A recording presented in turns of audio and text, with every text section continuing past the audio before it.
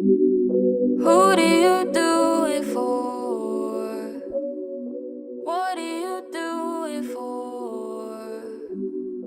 Just the applause, wanting it all, say what you want. Need a big stage, wanting the lights, needing the fame. I know you're working hard, don't wanna take a break. Every second you waste, you count it up and count it up again.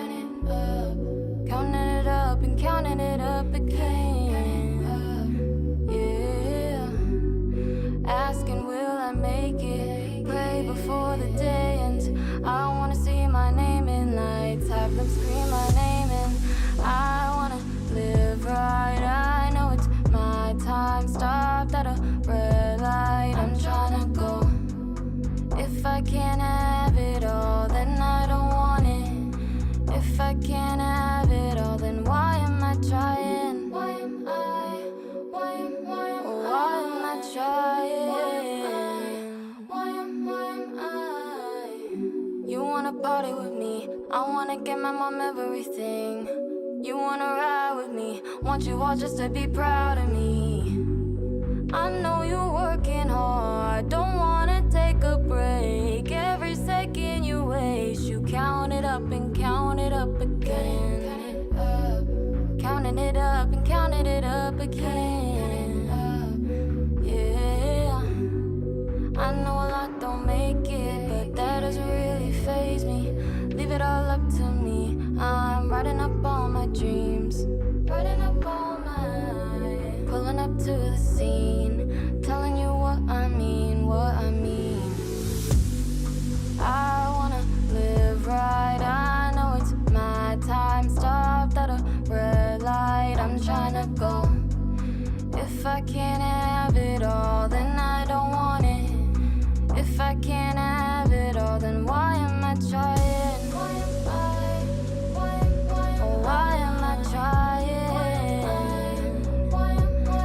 Yeah, running you up a back, giving you this and that. I promise you the whole world, gonna give all that I have back. Asking me where I've been, taking all that you give, handing me everything. Tell you I wanna live.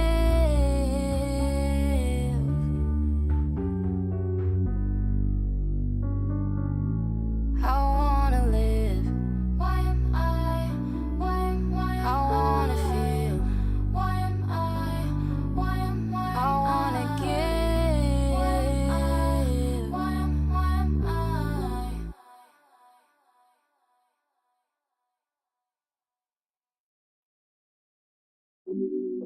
Who do you do it for? What do you do it for? Just the applause, wanting it all, say what you want. Need a big stage, wanting the lights, needing the fame. I know you're working hard, don't wanna take a break. Every second you waste, you count it up and count it up again. Counting it up and counting it up again. Yeah. Asking, will I make it? Pray before the day ends. I wanna see my name in lights, have them scream my name in. I wanna live right. I know it's my time. Stopped at a red light. I'm tryna go. If I can't have it all, then I don't want it. If I can't have it all, then why am I trying? Why am I? Why am I trying? Why am I? You wanna party with me? I wanna get my mom everything. You wanna ride with me? Want you all just to be proud of me. I know you're working hard, don't wanna take a break. Every second you waste, you count it up and count it up again. Counting it up and counting it up again. Yeah. I know a lot don't make it, but that doesn't really faze me. Leave it all up to me. I'm writing up all my dreams, writing up all my, pulling up to the scene.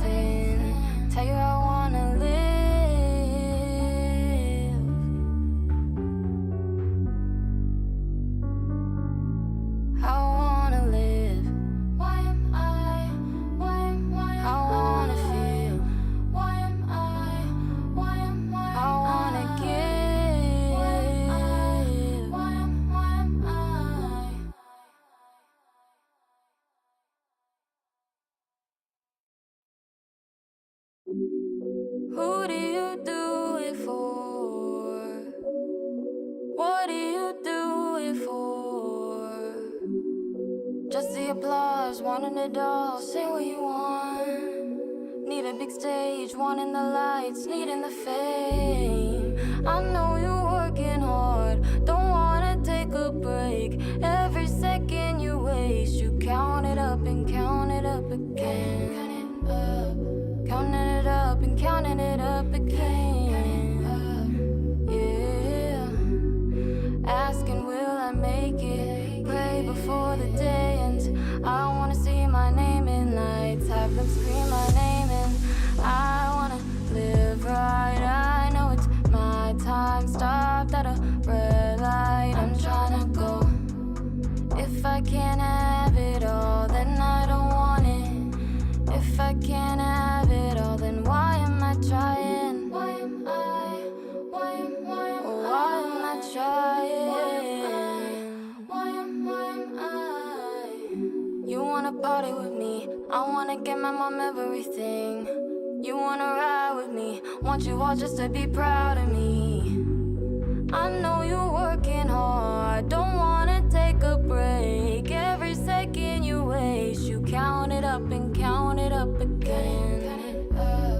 Counting it up and counting it up again. Yeah, I know a lot don't make it, but that doesn't really faze me.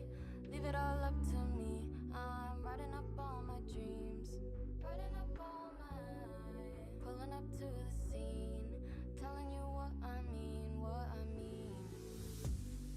I wanna live right, I know it's my time. Stop. Hey y'all,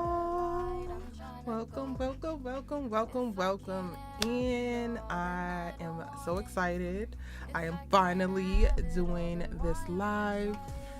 Let me make sure we good to go with audio.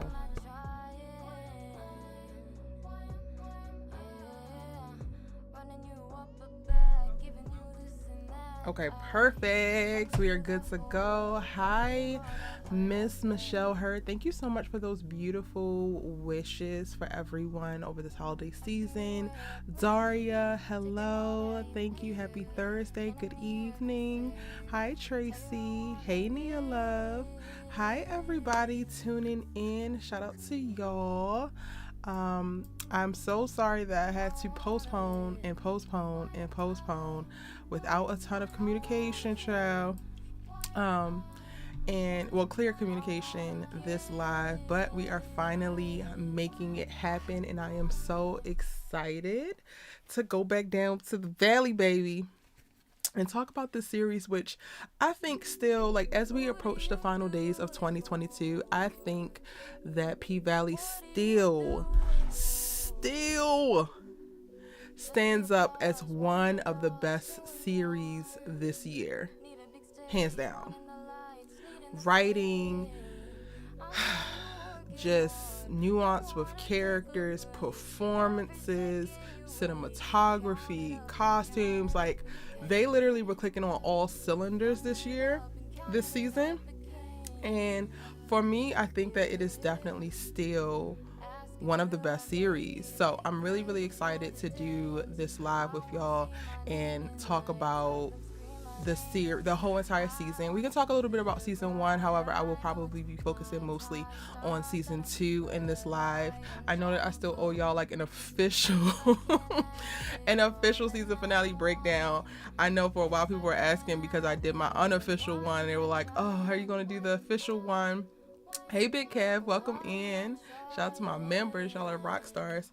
And I was supposed to do it. I actually recorded half of it and then just didn't finish. I don't know why.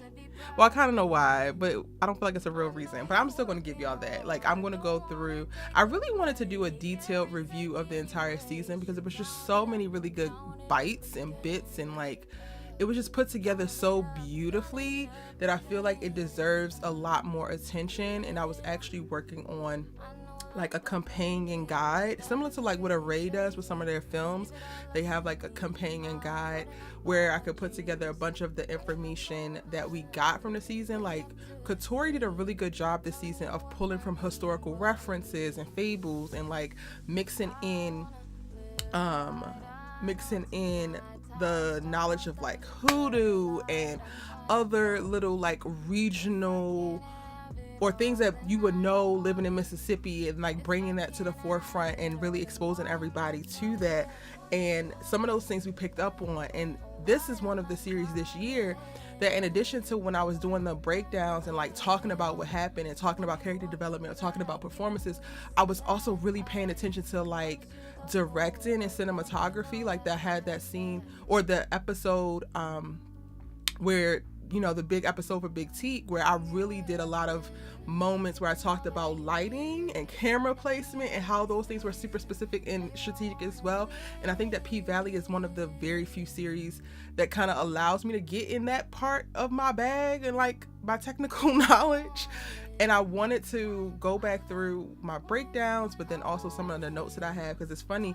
I don't know if y'all would be interested in something like this, but I do, like, I have my iPad and I have my Apple Pencil, and I take notes a lot of times, especially for series that have so many nuanced elements to them. And I'm like, I don't know if they would ever want like some of my notes and like some of the things that I point out as I'm actually watching and working on the reviews, or like coming up with my thoughts and like processing different things. So let me know if that's something that you would be interested in. I also, after talking with Naya, not you, I owe y'all, you put me on timeout. Y'all should, because child, I definitely owe y'all that finale. I owe Kofi the dang on all of season 2 of Raising Kanan, and I know he's on my head. We're headed out of 2022 and about to go into 2023, and he's probably like, Erica, where in the heck is my Raising Kanan? But I got y'all. Y'all know I'm good for it. Y'all know I'm good for it. I'm working on it. A bunch of the things that y'all asked for, I be working on in the back end, and I be doing like batch things. Like I have Riches that I have to still release. I have Blood and Water. I did a lot of Blood and Water. Haven't released that yet. The game, y'all asked me about the game, and I actually started that. And sometimes I be like in my perfectionist bag and wanting things to be just right, so it takes me a while to release, or I'll like pause. But in 2023, I'm like, yo, done is better than perfect. Put that out. They gonna love it. So yeah. But I got y'all. I promise y'all I'm good for it. But I'm also going to allow you to hold me accountable when, you know, I owe y'all stuff. Like, that's fine. Like, I know I do owe y'all stuff. So I am thinking about that, like in 2023, doing more releasing like my notes, and I do like little sketches sometimes and different things. And then also I thought that it would be really cool for people who are like in my audience, because there are a ton of commentators, right? There are so many really amazing commentators on YouTube, whether they're talking specifically about television and film, or they're talking about, you know, pop culture or politics or whatever.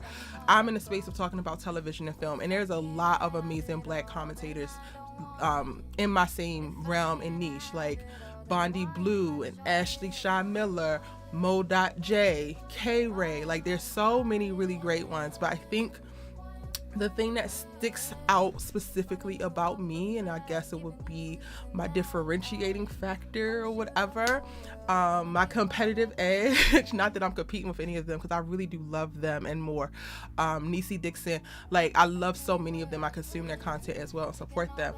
But I think my competitive difference is like how I talk about television and film, how I relate it to real life, and then how I cultivate those conversations in that way. And one of the things that came up while I was talking to Naya and Melissa recently was like, yo, we need to be journaling. Like, y'all already know, or if you don't know, I journal. I swear by it. I reflect. I think deeply about a lot of things, not just television and film. I think deeply in my life. I reflect on my thoughts. I reflect on my feelings. I reflect on my triggers. And there's been quite a bit of television this year that has triggered some of us, that has resonated very deeply with us, that has made us think a little bit differently, that has made us angry or made us very happy or whatever. And I thought it would be a really cool thing to do like a journal that was specifically tied to like the shows that we're watching or television in general. So like if you are watching, you know, Sisters and P-Valley and All American with us, then you will be able to use it for those shows. And like it could be a thing where you don't have to like do any specific shows. You can use it for whatever shows you want, and I can release like little digital stickers or whatever to go with it to help you like customize it for the shows that you're watching. But like y'all use that to help you journal out like what comes up for the stuff that really, you know, maybe triggers you or excites you, so that you can dive into like what excites you about this. Is this something that happened in the series that you need to be integrating a little bit more in your life, that will make your life more happy, that will make you feel more progressive? Like if you're triggered by something or you feel exposed by something that you've seen because it happened to you, like let's journal it and let's think about it. Like you don't have to actually share it with me, which I will 100% be fine with if we do this and you do want to share it with me, talking with y'all about it. But it could just be for you, and it would be super helpful for some people. Like I know in the comment section it gets a little bit tricky sometimes because you're putting out your thoughts and your feelings, and sometimes it's tied to your personal experience and it's for the world to see and comment on. But this journal would be a way for you to have that just for you, and you can DM it to me, or we could do something within Discord that's a little bit more private for people who want to be really introspective. So if you are live and you like that idea, let me know. If you're catching this on replay and you like that idea, let me know, because it's all about like, yes, we're here to have a good time and we're here to talk about the things that we love, but we also want to be able to take little pieces of the things that we consume in media and apply it to our lives in a positive way. And I think that could really help this be more than just us watching TV, but like us making ourselves better and learning more about ourselves, getting more in touch with ourselves in the process. So yeah. Now, back to, that's my little TED talk, but Daria says, I can't wait until season 3 coming out of P-Valley. Season 3 soon come. Real everybody work on other shows now. Yeah, I don't know if we're going to get season 3 in 2023. I think that we might get season 3 in 2024, which is a little unfortunate. They're not back to work yet, as I know, because I know a couple people who are on the show personally, and they're not there yet. But 2024 we'll probably get season 3, and that tracks because we have been getting it every other year now, with, you know, season 2 setting the precedent of being a year in between, and it took them a long time to greenlight it. Low-key, they have greenlit seasons 4 and 5 as well, but haven't announced it, I'm hearing. So hopefully we'll get season 3 in 2024, and then in 2025 we'll get 4, and maybe we'll get, like, after 3 we'll get a new P-Valley every single year. Fingers crossed, because they have plenty of foundation for story to keep going, and I want Katori to go as long as she wants to go, because mama is a brilliant genius. Okay, Big Kev says, right, I'm checking on MySpace to see if you released it there. Don't do me, Kev. Like, that is so the shade. Y'all see the shade? Y'all see the shade in this holiday season? Big Kev talking about he checked MySpace, see if I went and uploaded it there. Wow. No, I got y'all. It's so much happening on the back end, and it's like it's interesting. I'm not going to go into any depth. I do want to do, in the next couple days before the new year, which we don't have that much time, I did want to do like a Zoom or something where I could like get online and talk with some of y'all. Like, some people have reached out and said like the holiday blues have hit them, and I would love to just check in with y'all as we go into the new year and see how you're feeling and what you're thinking and all of that jazz, and really offer a little bit of support and encouraging words if I can, or just an ear. So look out for something to get posted about that, because I really want to try to do that. Hey, Mimi loves peace.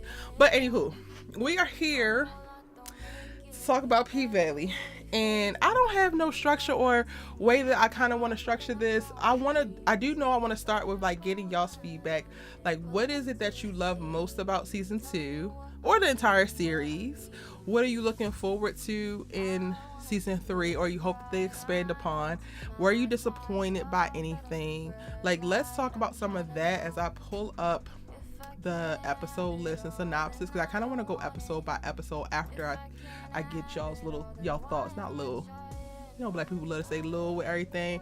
Not that it's small, but y'all little thoughts or whatever about the series. So drop that in the chat while I go and pull this up. Should I pull some photos too? Do y'all need y'all memories jogged by the photos?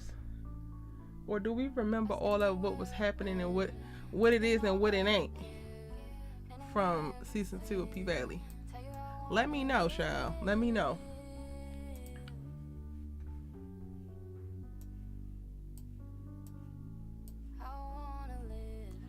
Okay.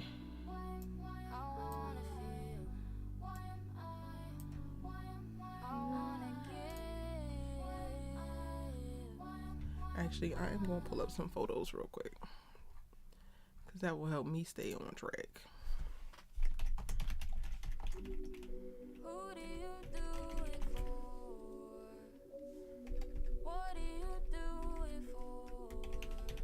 Drop y'all's thoughts about P-Valley season 2 in the chat. I will be right back. 2 seconds.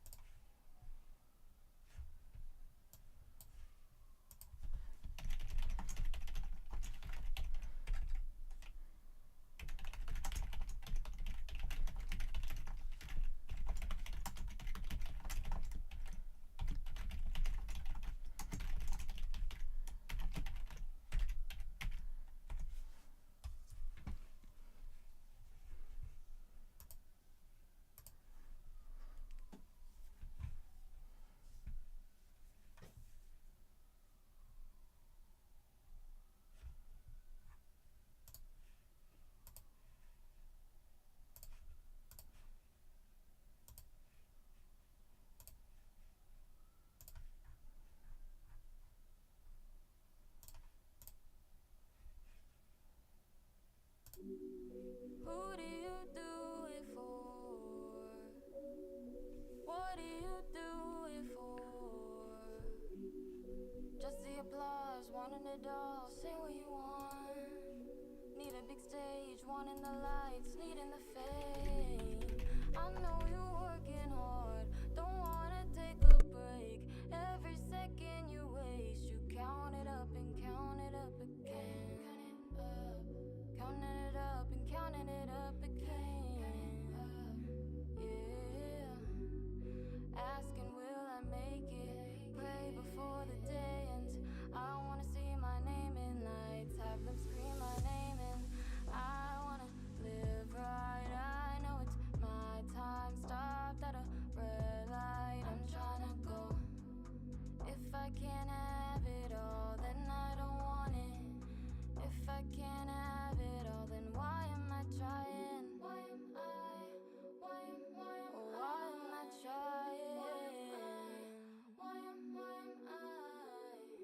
You wanna party with me, I wanna get my mom everything. You wanna ride with me, want you all just to be proud of me. I know you're working hard, don't wanna take a break. Every second you waste, you count it up and count it up again. Counting it up and counting it up again. Yeah, I know a lot don't make it, but that doesn't really faze me. Leave it all up to me. I'm writing up all my dreams, writing up all my, pulling up to the scene, telling you what I mean, what I mean. I wanna live right, I know it's my time. Stopped at a red light, I'm trying to go.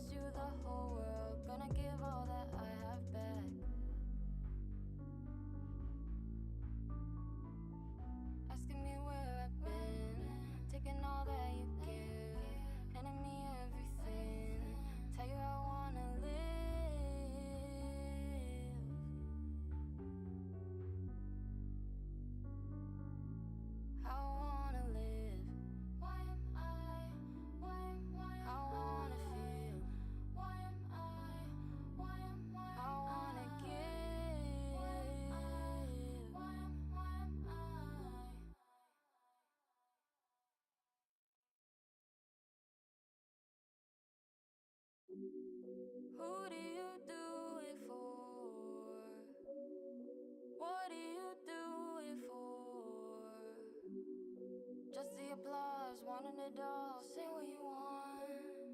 Need a big stage, wanting the lights, needing the fame.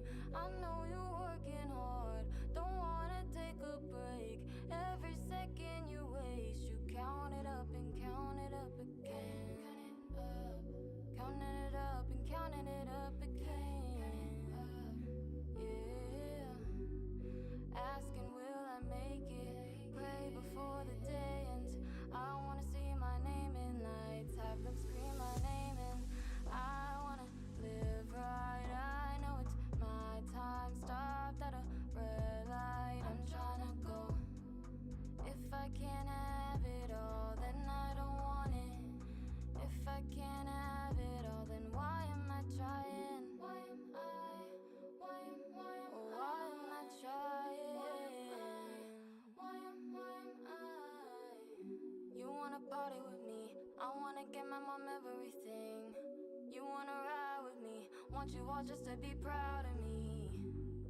I know you're working hard, don't wanna take a break. Every second you waste, you count it up and count it up again. Counting it up and counting it up again. Yeah, I know a lot don't make it, but that doesn't really faze me.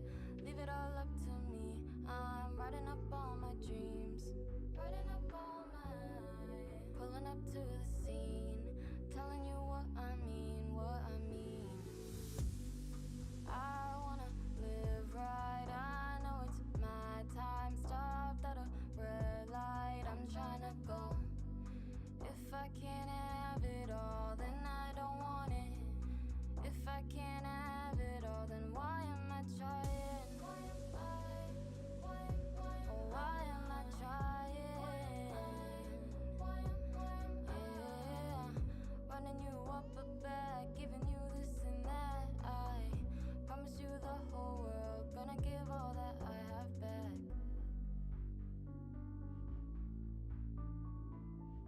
Asking me where I've been, taking all that you give, handing me everything. Tell you I want. Okay, my bad, y'all. All right. Zaria says Diamond and Keyshawn end up together in season 3, and like P-Valley season 1 and 2. What you mean season 1 and 2? I don't actually know if Diamond and Keyshawn are going to end up together in season 3. I could see, like, I hope and I wish and I pray, but that also feels very, very easy. I mean, Keyshawn is definitely in jail and Diamond is definitely kidnapped. I think that the crux of what they're going to be going through is like getting out of that, and like I think we're going to watch a journey of them trying to make their way back to each other. And I don't know if it's going to be as easy as by the end of season 3 we have arrived there, unfortunately. Nia Love says, I love Lil Murda's journey this season. I have never seen a character like him explored so deeply before. The nuance displayed in telling this part of his story was incredible. It truly was. I am beyond blown away, pretty much brought to tears at the thought of Lil Murda. And it really just it has blown my mind to see this black man exist in the way that he does. And I think one of the, I'm like struggling to find words, honestly. I think one of the most interesting pieces of it is that his character transcends his sexuality. It like he transcends race as well, if you really think about it. Like, it's important that this is a black male, of course, but like when you get down to the core of who Lil Murda is and all that we have gotten to see explored for him as a character and as a person in this world, he has the traits that you will want men to have, period. Regardless of who they're sleeping with, regardless of who is in their family, like it just injected into my veins. Like, it's so good. Y'all, I spent the entire course of P-Valley rolling out new episodes, and then probably at least a month and a half after, like, if you're not Lil Murda, don't talk to me. And it's not because I want to date a queer black man. It's because I want to be in community and to date and to experience black men who are so grounded in what they know and have learned love to be, that they don't want to live without it, and they're going to make intentional decisions regarding it at every turn. And yes, you're going to have missteps, and yes, it's not going to all work out or be perfect, but you trying your damn best and you showing up as honest as possible, and that's all that anybody can ask from you. Nia, everything that you said, and then those are my additional thoughts. Like, my God. Nia says, next season I want to see more of Diamond's story because it seems like it's a lot to explore there. I was a little disappointed that Big T couldn't stick around a little longer, but I understood. Exactly. Big T came, shook things up, and left, and you can't even be mad at it. Like, his character came and did what he understood the assignment, and he fulfilled it to a T. And yes, I agree. I wanted him to stay around a little bit longer, but I completely understood. And he also needed to leave. And we're going to talk about that, because we're going to go episode by episode. I think that's the best way to do this, so that I don't cheat the series or this season out of anything, because it deserves, okay? It really deserves. TC says that pen was hot in the writers room season 2. Some amazing storytelling happened in the second season. Yes, and Diamond and Key need to go through a lot individually before they can be together. I'm not sure I want them together, even though the show wants us to want that. I think you hit the nail on the head with that. But let's go ahead and jump in. Y'all feel free to still drop in your thoughts into the chat and join the conversation. Welcome to the P-Valley Live Talk wrap up for season 2 as we head into this new year. Let's go into episode number 1 from season 2. So not only do they not miss, but they just did a really great job of having a conversation around COVID too. So when we first jump back into Chucalissa, we are now in Pussyland. Because P-Valley is still under construction, and we gotta be mindful of COVID, and we can't be in buildings together and whatnot. And I thought that this was just a beautiful way to introduce us back into the spectacle that is, you know, the strip club, and the performances, the amazing performances that happen. But how did they do it in the time that's contemporary for what's actually happening within our lives and their lives. So I thought they did COVID amazing. Again, I feel like costumes were on point. Yes, I did skip the girls in the car wash, because we need to get down to nitty gritty, because Mercedes, baby. I feel like while Lil Murda, Uncle Clifford, and Big T kind of took center stage this season, Mercedes was a silent assassin.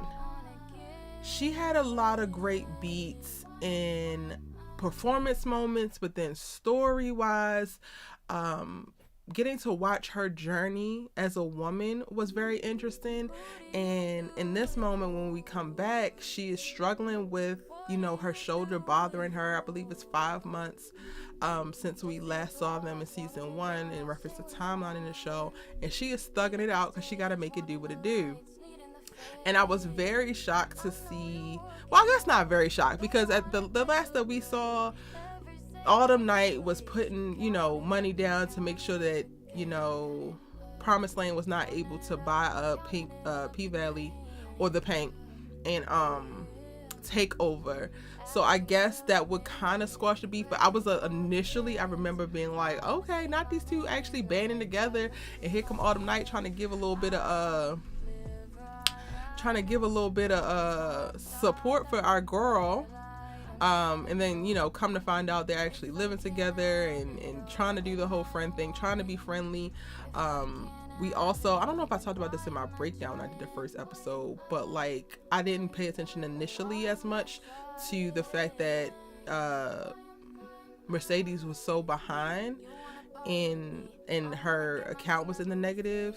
I think I kind of glossed over that, but when I went back and started to like rewatch, I was like, okay, this is where this really came from. I know that COVID was like hitting a lot of people hard. I partly felt like she had decided to take the sponsorship situation from Coach because she wanted to pay for the girls to be able to do her dance class, because a lot of them weren't coming back, but that's a whole other thing. Now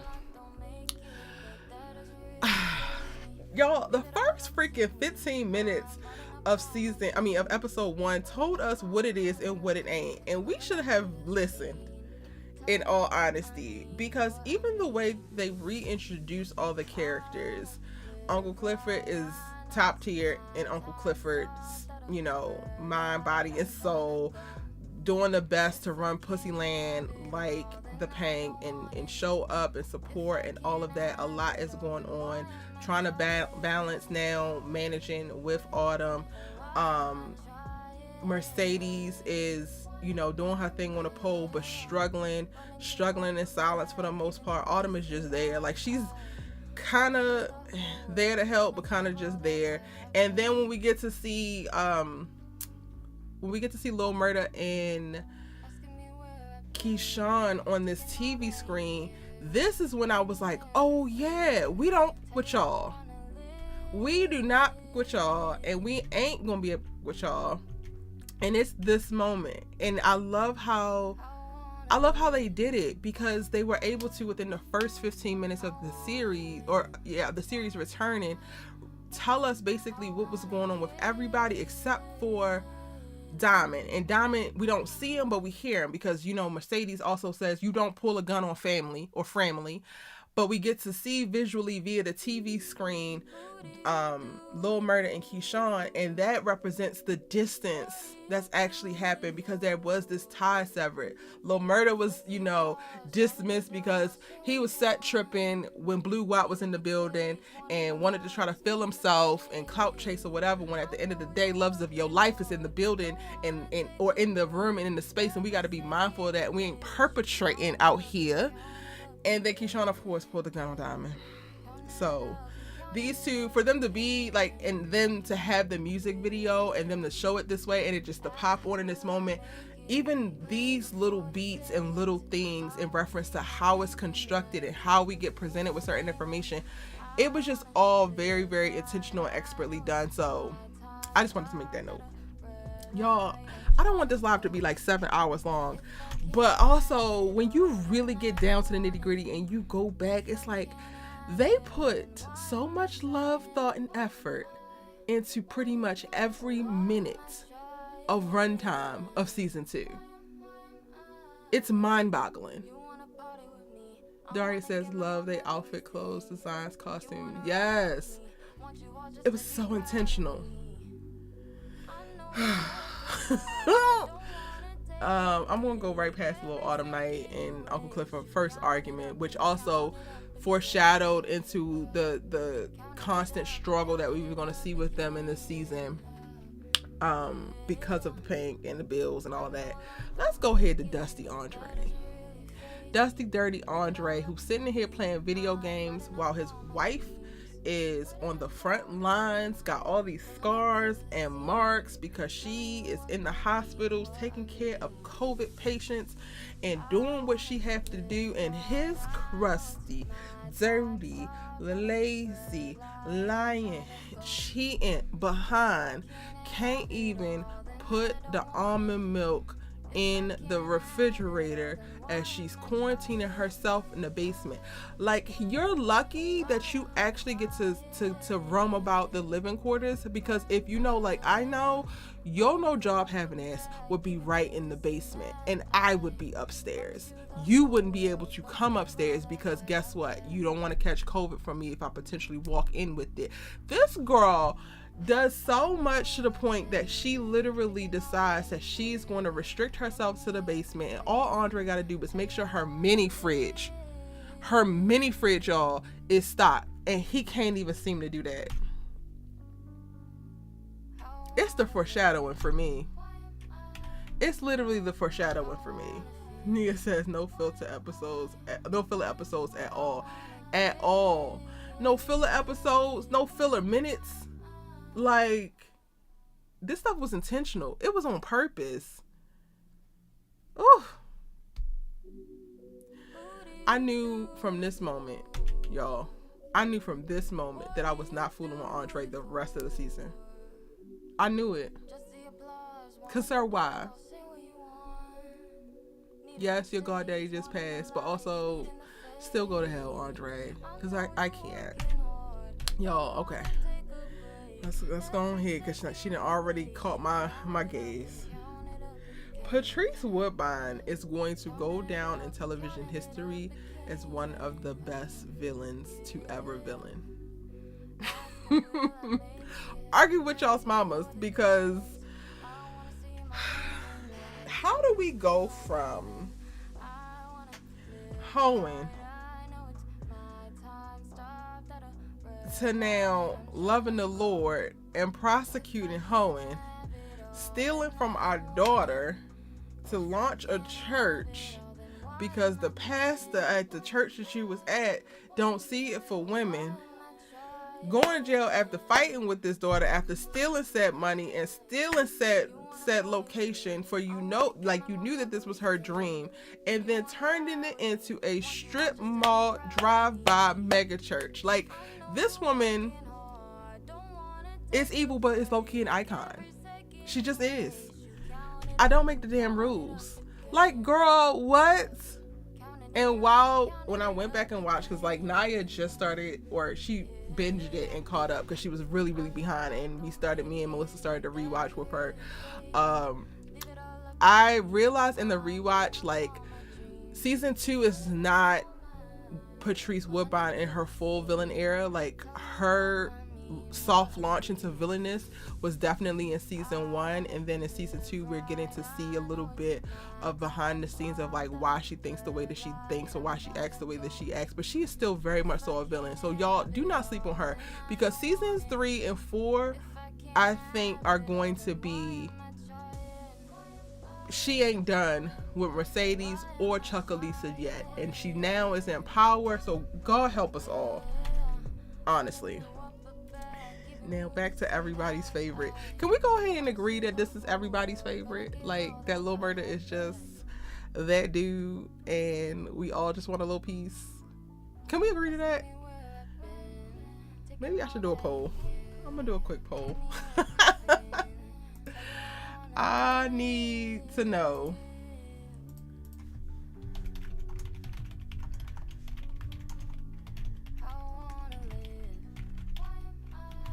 Y'all vote.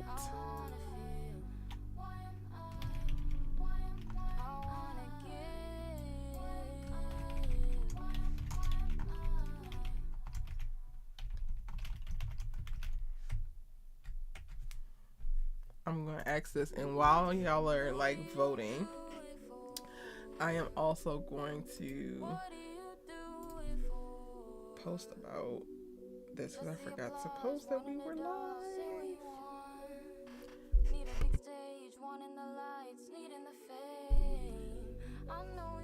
Y'all take the poll for me. Let me know. Are we all like Lil Murda is our fave? That's it. That's all. We don't make the rules, or is E doing too much?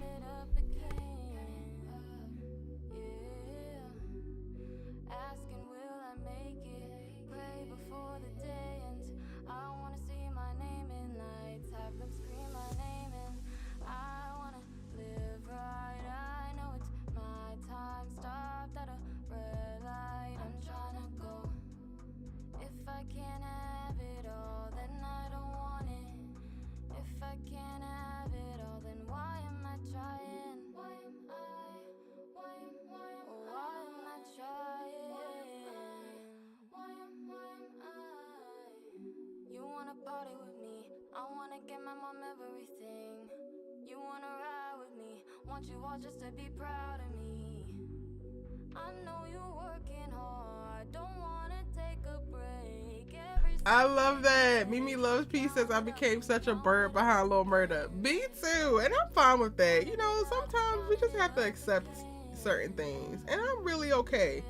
I'm okay with that. Leah Love said, without question, he came back with a little grown man weight on too. That's my type. Listen, that's it. That's it. I know one thing that like really just resonates with me is I feel really bad that, I mean, there are a ton of heterosexual men watching P Valley, but I feel really bad about how many men are missing the message and missing the lesson that they could pick up from a character like Lil Murda because they're jaded by his sexuality. I think about that often, and it's kind of annoying. But we can bring you the water. We can't make you drink, child. We can't make you drink. Okay. Sorry, y'all. I just had to post on IG real quick.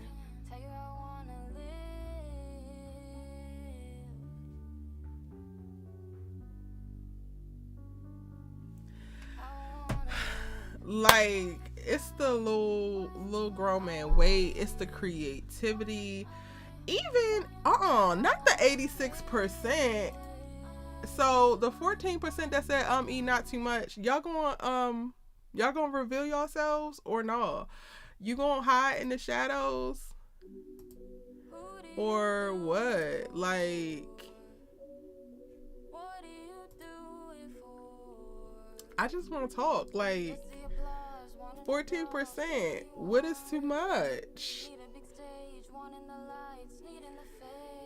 Y'all saying not too much, so then what is too much? Like, I really do want to meet someone who is not obsessed with Lil Murda. Like, I would love to know your feelings and thoughts. Anywho, right now it's 86%. It's like, duh, E, he's a fave. That's it, that's all. And I feel y'all, of course. But like like Nia said, came back with a little grown man weight, pulling out the buckets. Let me see if I have. Do I have any? Okay, I do. Pulling out the buckets and taking it back to J. Alphonse Nicholson's roots of like street performing in New York City. I feel like Katori Hall created the word nuance at this point. Like, I feel like Katori like is the originator of nuance, because yes, this is how you make television. This is how you engage your creatives and the actors who are bringing your show to life and really allowing them to infuse their essence into their characters and just show up and do their damn jobs well. This is what you call when phenomenal actors meet phenomenal opportunities and magic gets made. Whew, we love to see it. Never mind, his little thug roots and that he's still selling a couple of little nickel and dime bags to make rent, because it is COVID and we ain't touring like we used to, and we still, a hustler at the end of the day, and we ain't making about this bit yet. So we gotta do what we gotta do. Y'all, I don't ever want to see this man ever again in life. Like, when this happened and he pulled this mask down, I said, Lil Murda, run. This is the man who ran Queen and Slim to their doom and death. He will never be able to play anything else and I not look at him with a side eye and want him off my screen immediately. Like, you got to go. Jasmine Marie says, I love Lil Murda. Yes. TC says, love Lil Murda down, but I'm here for Unc. I mean, Uncle Clifford was definitely giving. She was giving all season. Nia, you know. You already know. Like, I don't even know. I want to go back and watch my own breakdown so I can really recall the amount of time I spent on certain nuanced moments, because that tap on the door made my week, made my month, I want to say.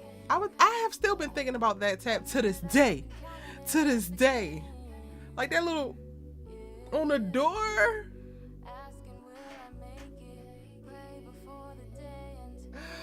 These men are on TikTok talking about, do women make lunches anymore? Do men tap on the door? Where are the men that's tapping on the door? Because you know I'm behind that hoe. Where are the men who coming to apologize and I'm about to leave the city and I want you to know that I'm thinking about you even though you ain't responding to any of my text messages or my calls, but I spotted you in that mirror and you know what? It's us. It's us.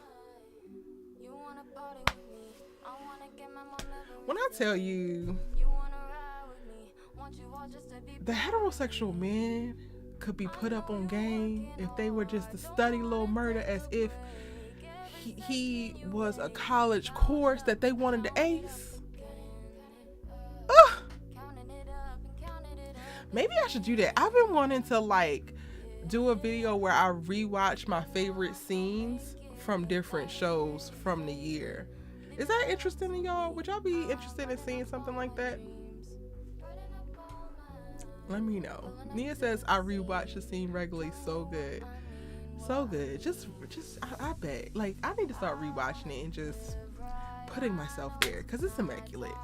Anywho, let's get old boy off my dang on screen because I just can't with him. Old Queen and Slim Yo stressed me out off rip. Like, fully.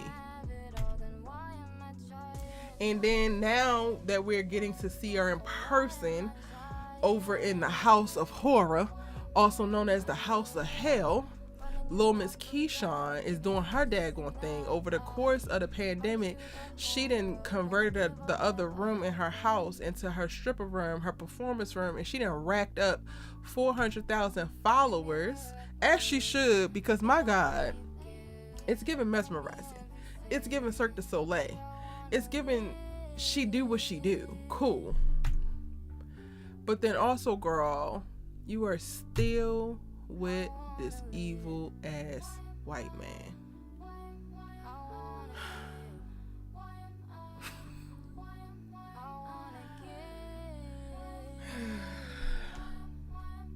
Before I got on this live, I was thinking about Derek and how I don't want to talk about him and how I hate the idea of him, and I hate the idea that I actually hate something / a fictitious someone this much.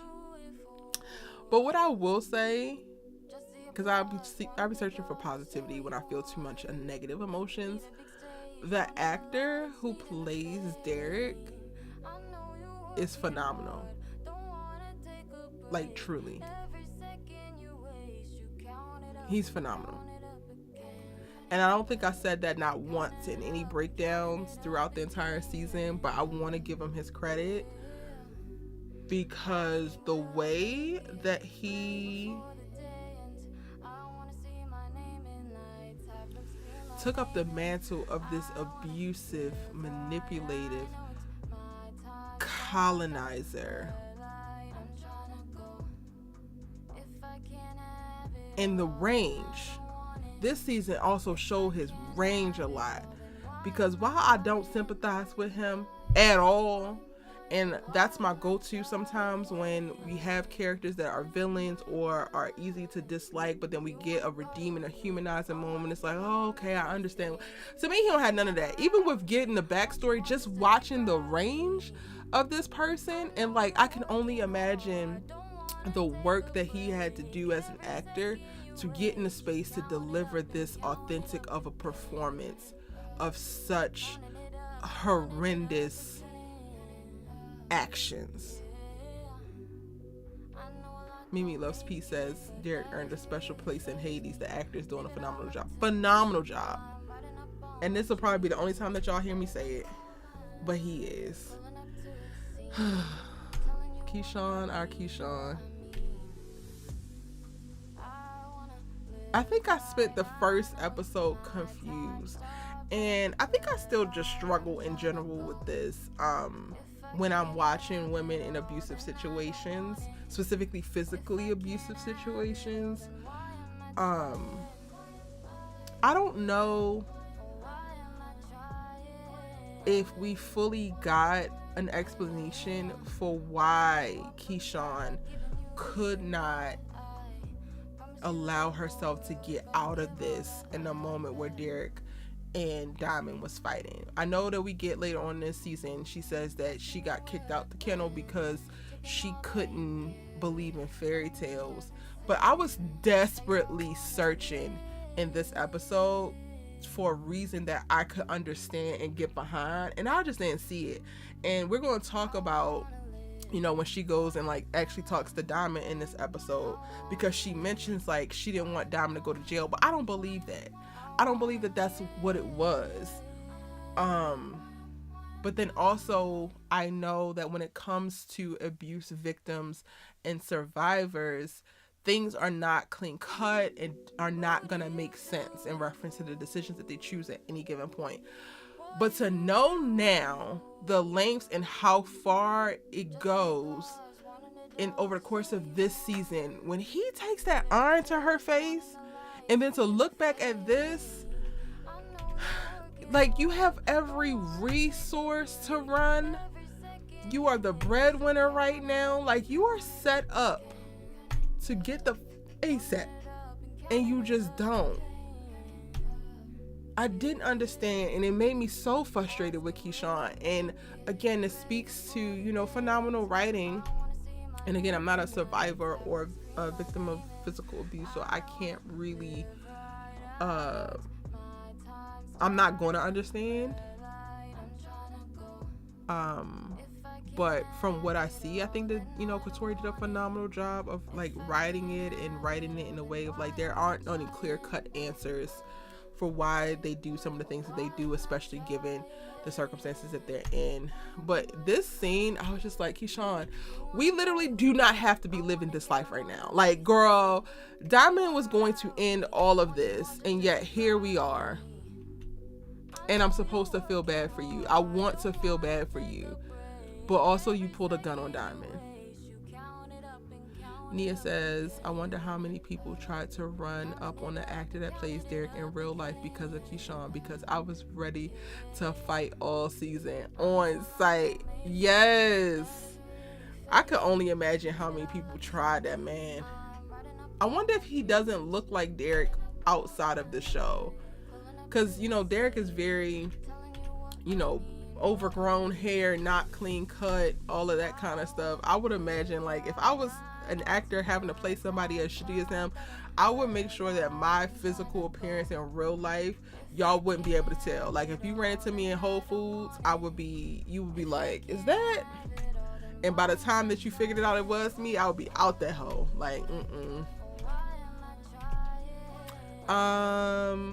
Oh, this is something cool. I would have loved to see a little bit more, even though they did so much. So everything that I say that I would have loved to see more of, y'all, don't get it twisted. I think that they did a ton. They did not waste any time.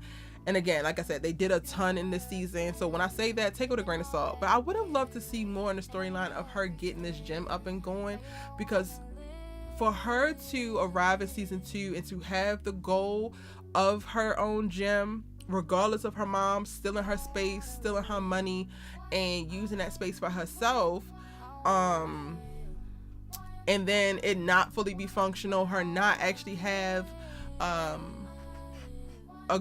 set of girls to really teach, and not really being able to flourish in that way. I mean, like, at the end we get a little bit more on it, but like I would have loved to see a little bit more about that and the toll that it was kind of taking on her as we went throughout the season. And shout out to the actual MVP that we didn't realize was the MVP. Wody is the come through kid. the I got you kid, the don't sleep on me kid. But, you know, let's keep it moving because he starts to shine towards the end of the season. Was anybody taken aback by the lime green suits for Mayor Ruffin's funeral? Because I was, but then I was like, oh, Erica, but you also went to school in New Orleans and people were second line for funerals and it was a celebration. And I was like, you know what? This is kind of a vibe. I kind of low-key want people to wear pink to my funeral. That's my favorite color, by the way. So random. This is the moment where I decided not only was I done with Andre from before, from him sitting on that damn chair playing the video games instead of getting the almond milk like he was supposed to, but seeing Autumn Night standing in the rain like some type of sexy seductress or Carmen girl, I was just like, I don't care. I do not care about neither one of these Negroes, which is probably why I only selected one photo. Moving on to the meat and potatoes, baby, because I think that this was probably my favorite scene of the whole first episode. Yes, Kathleen, the colors, the lime green was everything, especially on dark skin. Woo-hoo-hoo. But this, I'm so glad that Katori got to it in the first episode, because I was like wondering when we were going to see Diamond and Mississippi talk, when we were going to have to deal with that tension, and ooh, Diamond with the say man with your mask at to that man. I'm like, yo, Diamond is hilarious, and I'm looking forward to, someone said it earlier, but I'm looking forward to season 3, us getting to know a little bit more about him. I could totally see us not necessarily getting less of Lil Murda, but not diving as deep because we got to learn so much. And I could see them taking a turn in reference to Diamond, and we got to see more of Keyshawn's like backstory. I think that they could also pair that really well with where she currently is, whether she spends a couple episodes in jail trying to get out, and like us going into her mind versus going into her backstory, but then us getting more of Diamond's backstory, because we kind of understand how he thinks. He's a very transparent, intentional man, and like everything that he does is for a reason. So I don't necessarily need a ton of like, this is why Diamond thinks the way that he thinks, but I do need to see more of his backstory and how he arrived there, if that makes sense. Yes, where's your mask, man? Yo, he like, I was just like, Diamond, you cannot, we at the dollar store. You cannot be doing that. What is wrong with you? Yo, the way that he saw her from a distance.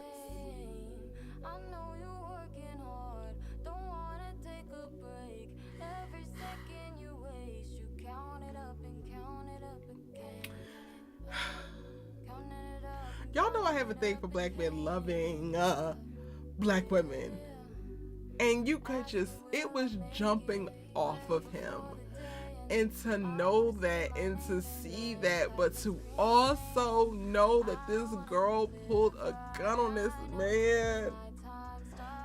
Like, this photo just even makes me like, Mimi Loves Peace says, I need Diamond to tap into the PTSD to get out of that kidnapping. Ridiculous. Child. Yeah. Neil Love says that forehead tap was hella sexy. I'm not ashamed to say that. I mean, points were made, but also you cannot be doing that. You cannot be doing it outside the dollar store. That's why he got fired. You cannot just be doing it to people. Diamond did not care, yo. Like, he just did not care. Like, look at that little feeble man. Keyshawn was full of regret in that scene. Full of it, shuffling about. Well, a diamond, but I just, here's your necklace. I don't need nothing that don't work. Like, well, you know, points were made. Points were definitely made. Yo, I don't know if I'm gonna get through all of these episodes. I'm gonna have to move a lot faster, cause like me just sitting here gushing over so many. I ain't got no use for something that don't work.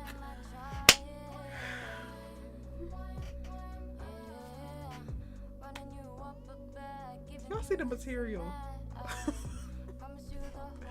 Do y'all see the material? Asking me where I've been, taking all that you give, handing me everything, tell you I wanna live.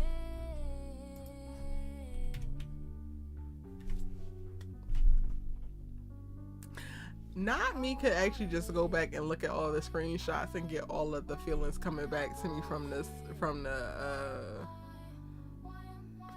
episodes. Oh wait, I'm not ready to leave yet. I'm not ready to leave. I was just gonna go get some moon pies for Rico. Girl, I don't really care about these.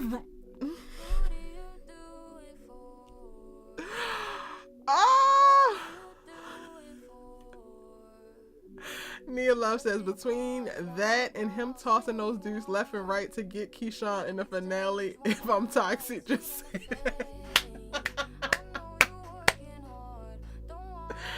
Period. You're undefeated in your commentary tonight, Nia. Cause like, if you are, then I am too. And you know what? I think we're fine. Like, you know, I don't mind. I don't mind at all. Maybe we need to do a P-Valley rewatch, because now I want to go back and like watch it for real. The way he was tossing them girls, the tap on them, I mean not the girls, the way he was tossing them just to get to her when they were all lost their mind. I feel like I need a diamond montage. This is not even what this live is supposed to be about, but here we are. Girl, we don't care about no pie, moon pies for Rico or whatever, or moon pies for you and something for Rico. You sitting on this phone, chit chat with Gidget, trying to play it off because you know that this man work outside, know that he, you know, do security for Dollar Tree, and you timing up to try to walk up to him. The audacity for me. Look at these stills, y'all. Like, not you trying not to see her, but you can't miss her because this is the love of your life. And she took your heart and stomped on it.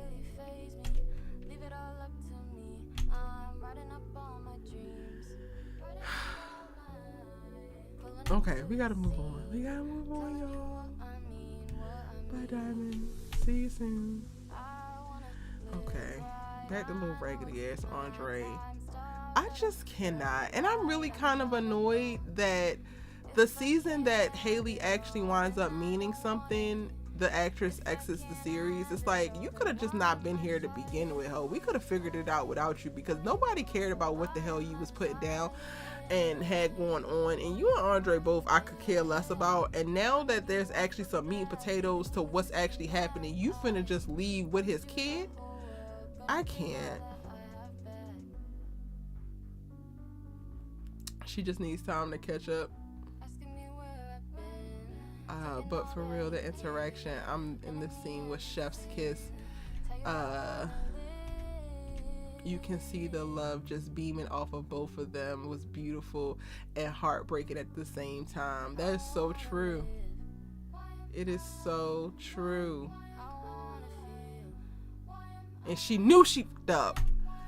She knew it. Damn, I just want to apologize. Girl, get the hell. Oh, we almost at the end of the episode, y'all, because I'm skipping past the rest of this. Andre, like, I literally did not start giving a damn about Andre or Lil Light Bright until she became pregnant. But this one right here, we're going to protect at all costs, because when he make it about this bit. What is that? What is that from? Oh, this is from the beginning. All right, y'all. That is the first episode. And not me taking a whole freaking hour and 13 minutes to do it.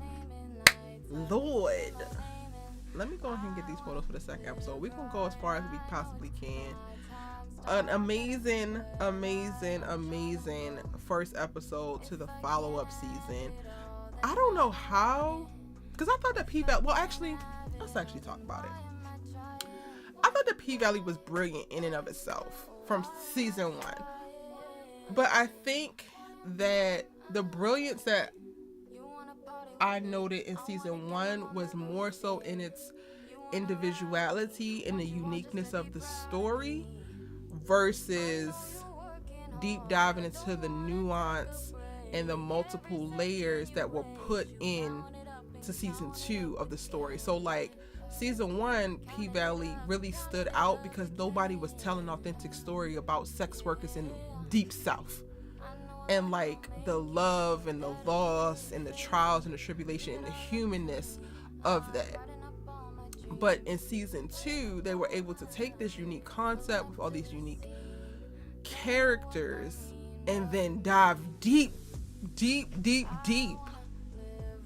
and display stories in a way that other even critically lauded material isn't doing. My God.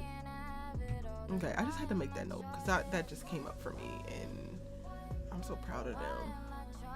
I'm so proud. Did we miss anything from episode 1 that y'all want to share before I move on to episode 2?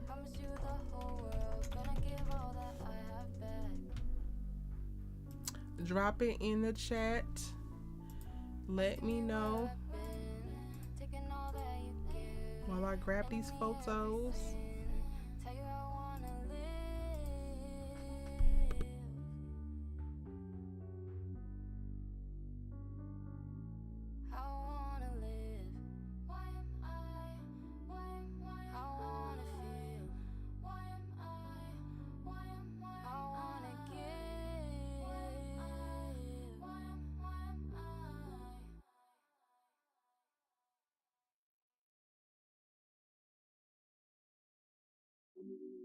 Who do you do it for?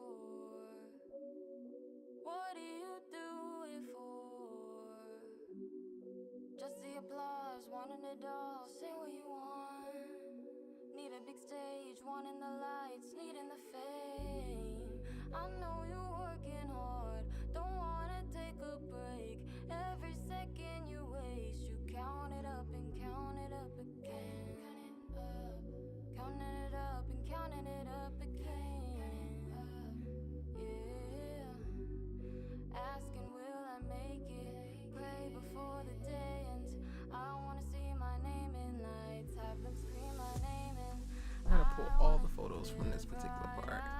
That scene we was just talking about, y'all. I gotta make sure I pull all the photos for that, so I'm gonna come back to that part.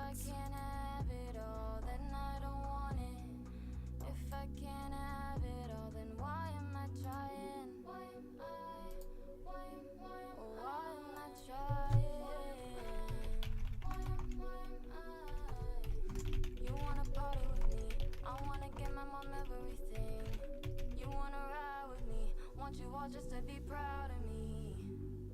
I know you're working hard, don't wanna take a break. Every second you waste, you count it up and count it up again.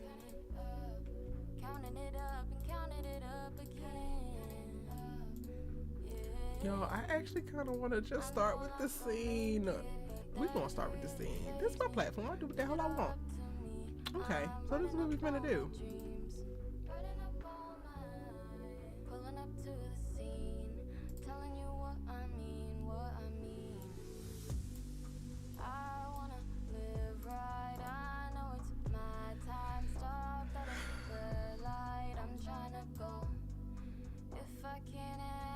Y'all, Grandmother Ernestine is all of us at the like mere smell of this man. Like Laverna! Literally, that's us. Or that's 91% of us. 9% of y'all is on some whole other stuff, but that's between y'all and Jesus, because I don't know. But like, yes, and yes. Yes, I'm starting with this scene from this episode. This is my favorite scene from this entire episode. I can't even like It's so good. It's just so good, y'all.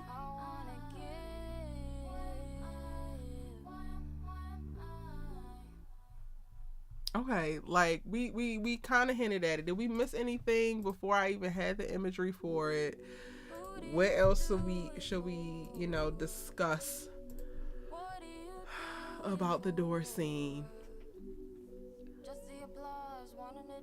I still can't even think of anything comparable to it that I've seen anywhere else. And I started rewatching Being Mary Jane, which has a bunch of moments that I thought were really cool.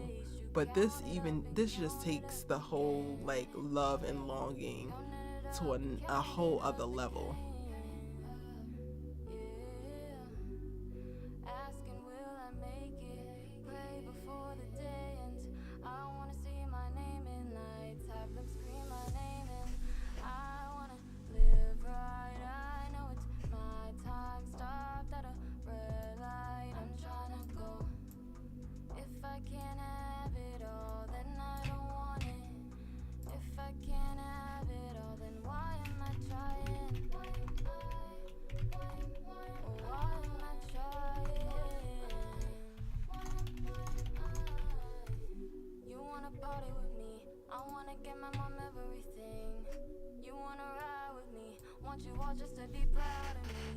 I don't even know what this. I know what to say. I just want to squeal. Y'all, look at the tab. Look at the tab.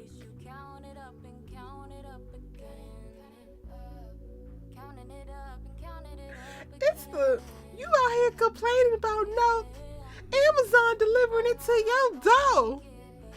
Y'all, it's certain lines that will forever just be seared. TC says literally forgot how to breathe for a second when he saw her behind that door. Yes. Literally forgot how to breathe.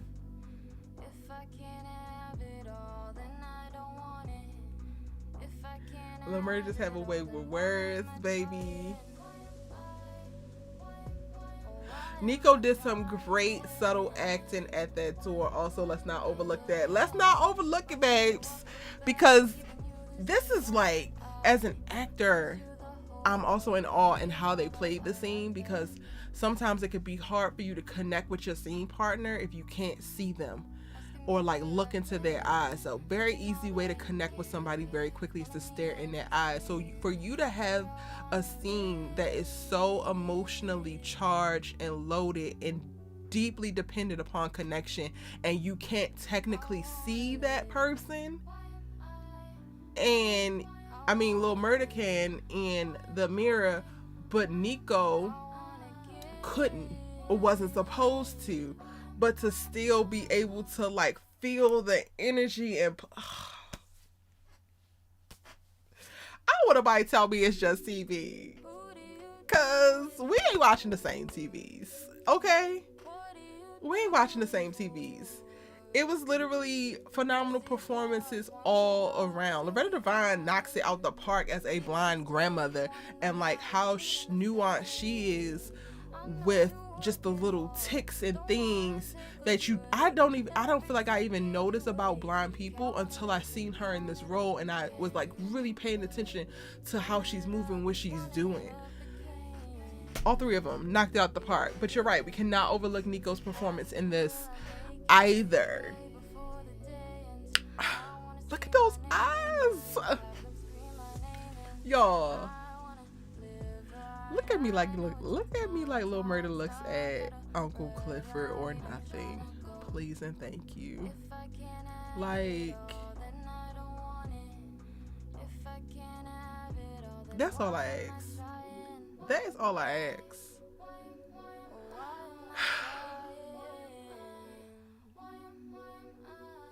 Now me trying to just do a moment of silence for this scene.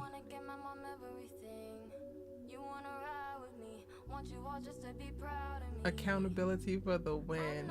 That's all we want. A little honesty and accepting responsibility. Say that. Say I'm not leaving town.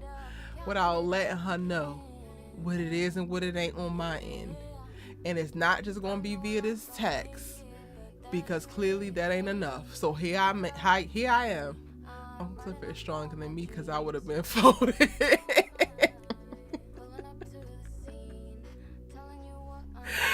You would have folded. I don't know. I have a little thing to me where I can be very stubborn. So I feel like out of ego and pride, I'd have been on the other side of that door like that. But then it is all of these little things. And then when he gets on the road and he's doing the postcards, y'all, there's certain lines that I just will never forget. Like, what's the 27th? That's the 27th thought? Keyshawn, it's the only thought.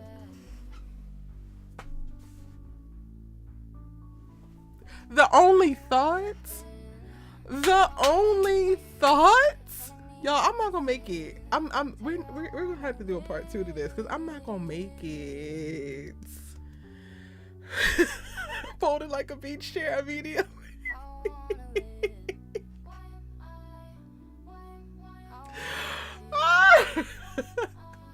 Not y'all being too weak in the knees, stand up. He did cross the line. He did do some foul stuff that deeply, deeply hurt us. Y'all folding already at the door? Before the tap, y'all folding? Let me find out we need some soldier training. Because not y'all folding before the tap. I don't know if I'm folding before this or during this. Out of spite, I probably wouldn't be folded during this. Okay, we gotta go ahead and move forward, because I can't just keep gushing about this. But yes, LaMarcus, yes, all of this. Thank you. We greatly appreciate everything that you're putting down, kind sir. Okay. This is the episode of the auditions that Mercedes did not want and she don't need, because we good on the blood. The 27th thought took you all the way out. Like, for someone to feel this way about me, baby. Yes. They don't hear us though. The cishet men don't hear us though. Listen, that 27th thought will forever. What Cardi B say? It's gonna be with me forever. Keyshawn, it's the only thought. Mic drop. Anywho, episode 2. Episode 2 is the auditions, and we get the entrance of the new characters, Roulette and Whisper. Do I got a photo of Whisper? Yeah, I got a photo of Whisper. Shout out to my boo Gail Bean playing Roulette, bringing a little extra flavor and energy to the paint for the reopening. And shout out to Big L. I love Big L's character. This hoe. At least you sold the look, girl. Because we didn't know that you had assassin with you. We just thought you had... We didn't know that it was given assassin. It was given stealth ghetto ninja. Given infiltrator. But we should have known. We should have known that something was up.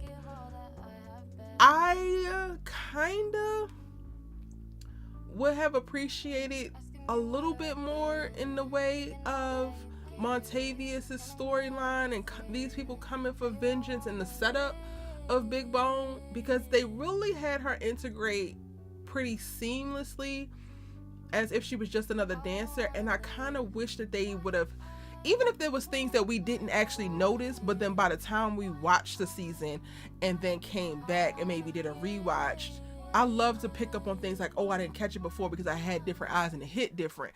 But like, even going back and watching, there's no little nuggets of like, we should have really saw what happened with Big Bone coming. And that kind of annoyed me. Big Bone hate her so bad. and stab him. I really just wish that there were little nuggets. Just little nuggets of something.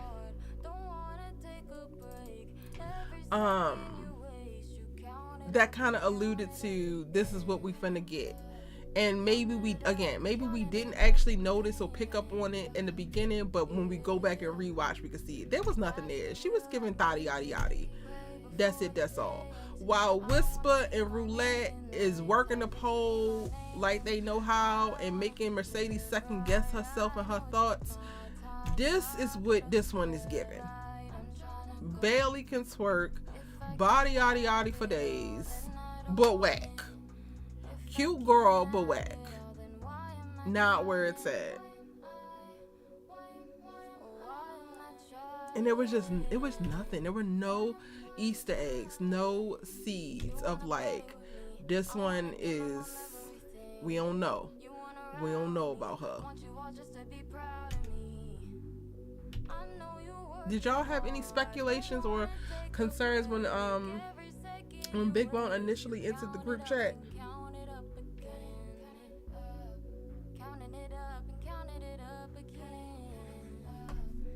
Let me know in the comment section. Or the chat, sorry.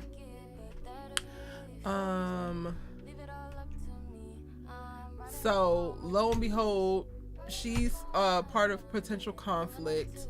Oh wait, am I going backwards? I am going backwards. And then simultaneously, I think we were also like distracted because Big Bone doesn't seem to be presenting a problem, but Whisper and Roulette, being as good as they are, is setting up conflict with Mercedes because she don't want nobody to surpass her. And then, oh, I didn't pull it. Okay, here we go. And then frickin' Frat come walking in, trying to do a let's make a deal, still trying to get the Pank so that they can still coordinate the Promised Land deal or salvage it. So maybe there was things there. Did y'all pick up on anything? Mimi Loves Peace says, Big Bone wasn't believable as an assassin to me, so no, I didn't suspect her at all. Exactly. Like, I do get that there was a lot also happening, so we could have been distracted, but there literally was no Easter eggs. And I needed an Easter egg or two. Just one or two.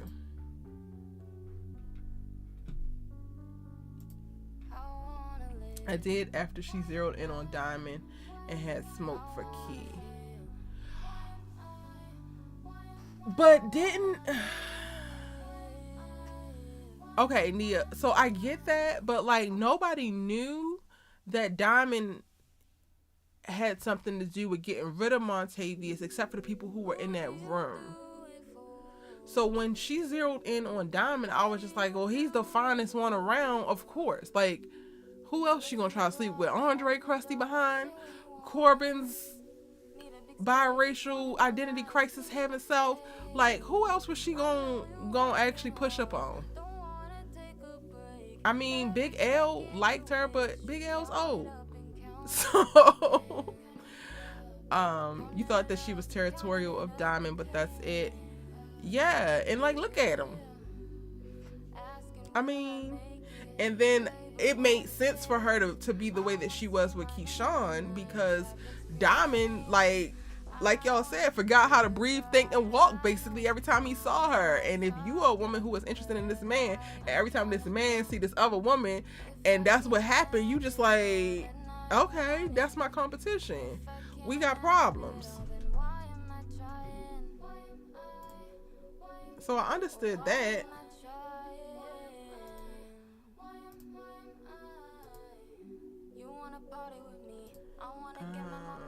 Nope. Okay, so I'm not the only one who was just like, all right, now y'all could have given us a little bit more by way of her. Still wasn't worried about this heifer. And then Corbin and well, freaking Frag, that's what I'm gonna call him. Corbin and Andre coming in trying to salvage this daggone deal. I was just like, we got bigger fish to fry with this reopening, and something is wrong with Mercedes. So, like, can y'all take this somewhere else? Come back later. We don't have time for this. And then they have the nerve to, on the other side of town, have Keyshawn and Derek meeting with the daggone sheriff, complaining about him getting his handed to him by Diamond that night 5 months ago.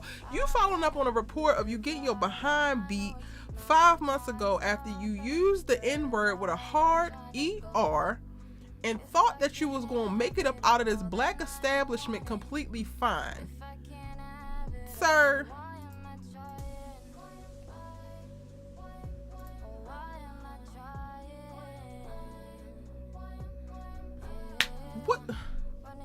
what are you smoking, Derek? What are you smoking? And then what made matters worse, y'all, was Keyshawn adding that Diamond yelled at her later on. I can't.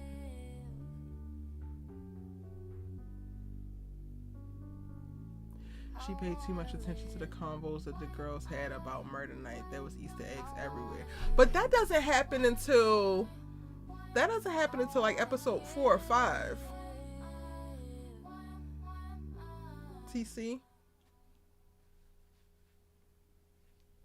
And I think that might have been the only one before we actually get to see her looking at that ring, which is the number one confirmation, which happens I think in episode 6.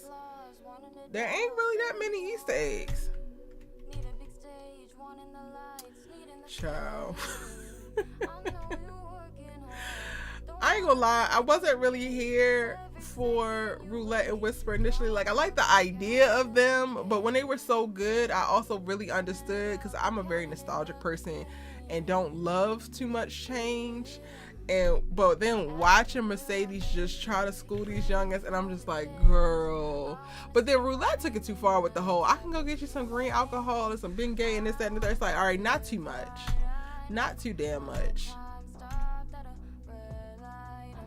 Y'all, our favorite villain. This is what I call like a real Easter egg. Her having an infomercial talking about where the blessings reside, and then for Darrell to be in the episode with Uncle Clifford's birthday. That to me was like Easter eggs. It definitely got there, for sure, TC. It got there. Like, the episode before, she's like, oh, what's going on? And even when she wanted to take Diamond home, it felt very organic. Like, well, you a big booty pretty girl, and he is Diamond. Like, look at him. It makes sense. Oh, I gotta go get more photos. I stopped at the tapped on the screen scene. So while we're looking at that, y'all can enjoy the viewing pleasure of the door while I go get these other photos real quick.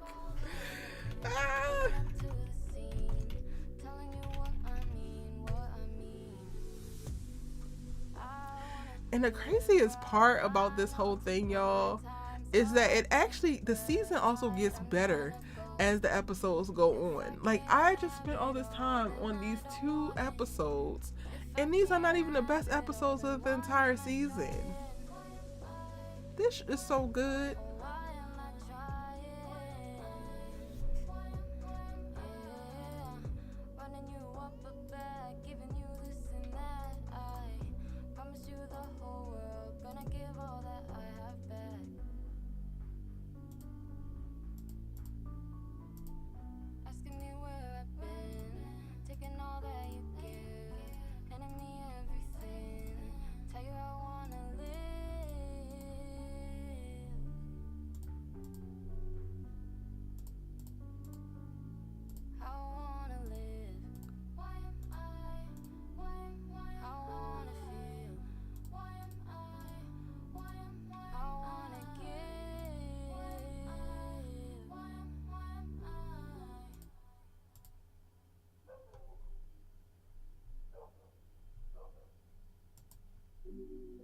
Who do you do it for? What do you do it I gotta be careful with these photos from Uncle Clifford's birthday. Cause child, they definitely had Uncle Clifford's, you know what, whipped out. And I didn't even catch it when I made that TikTok.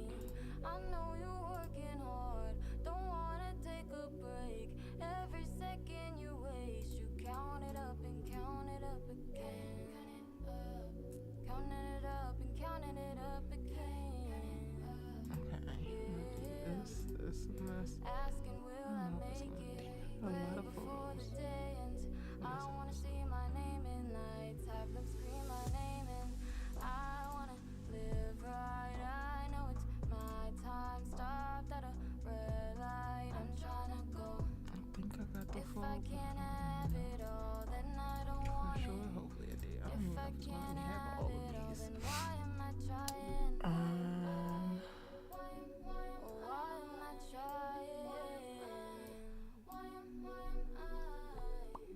You wanna party with me? I wanna get my mom everything.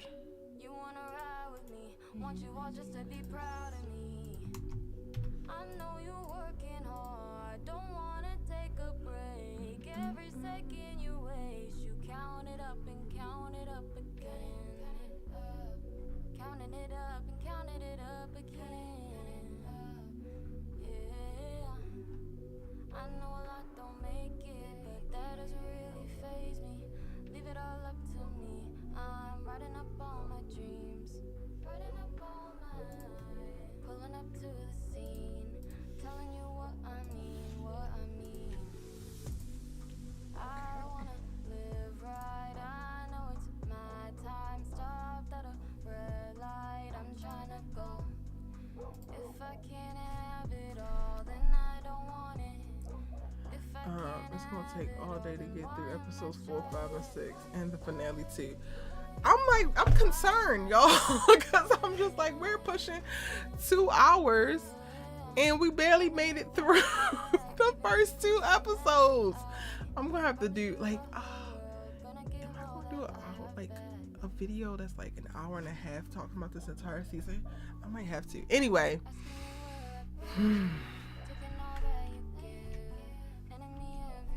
Wait, let me fix this.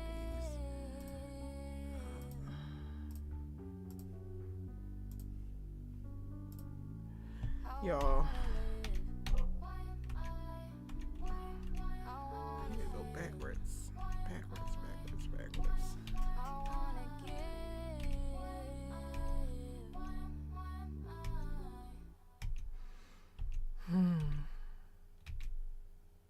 The melaninless menace strikes again.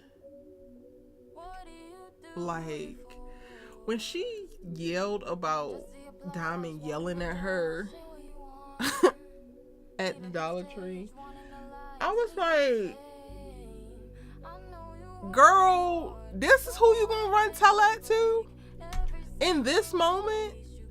And I get it. I kind of get it. I don't want to get it, but I get it. In that moment, it's save yourself. You got to divert attention. Stop him from exacting his aggression and revenge on you. But also, girl, Keyshawn tried it. Like, Keyshawn spent the whole first half of the season trying it. I think if we were friends, I would want to fight her. Like fight her on behalf of like my friend. Like, you are, I mean, violence doesn't actually help the situation, but I also feel very powerless in this. Like, look at what you're doing to my friend. Look at the situation that you're keeping my friend in. Look at, like, girl, what are you thinking? But I'm also of the school where I probably, at this point, if I'm ready to fight Keyshawn, I would have already tried to fight Derek, and that has happened to me before. Maybe I need to start doing story times, because I definitely tried to fight a homegirl's abusive ex-boyfriend and almost got my ass whooped. I did that.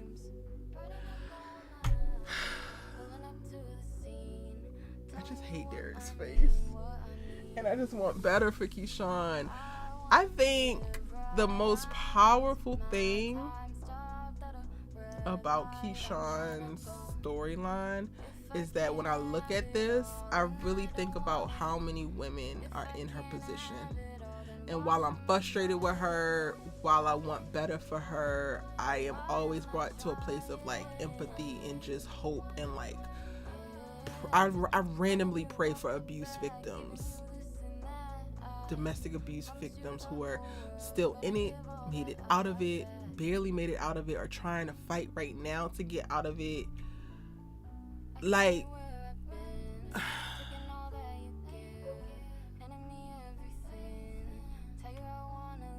and domestic violence is one thing, but then also, like, you can't ignore the racial element of this And like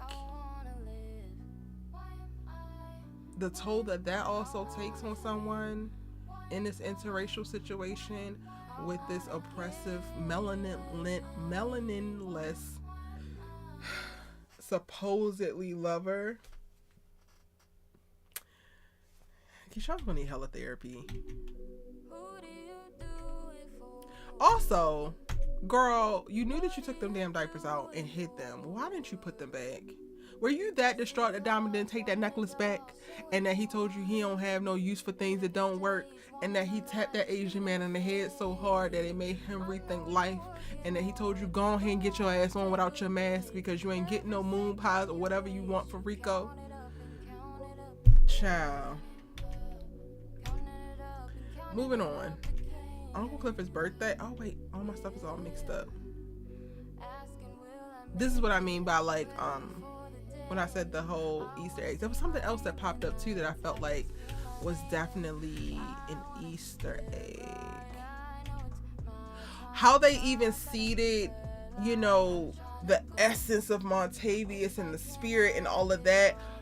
Amazing Easter eggs. Had no idea what was going on, but then they were introducing hoodoo and all that. I get it. I don't get it, but I get it. I'm riding with you. I'm following.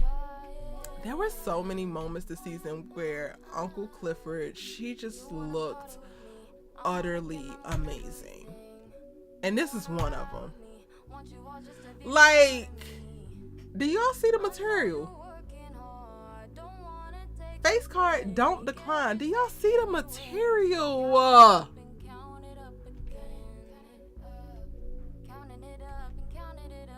I just knew.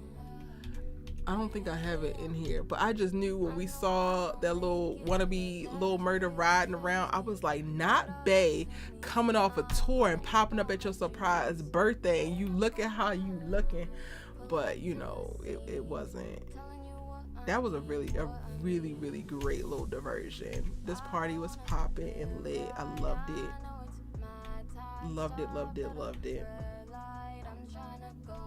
We got to know a little bit more about Uncle Clifford by way of this surprise birthday party and the friends that were there, like little insights into her life and who's there to support her the way that she supports everybody else. And then back at the damn ranch, Autumn Night is running the valley, running the paint into the damn ground.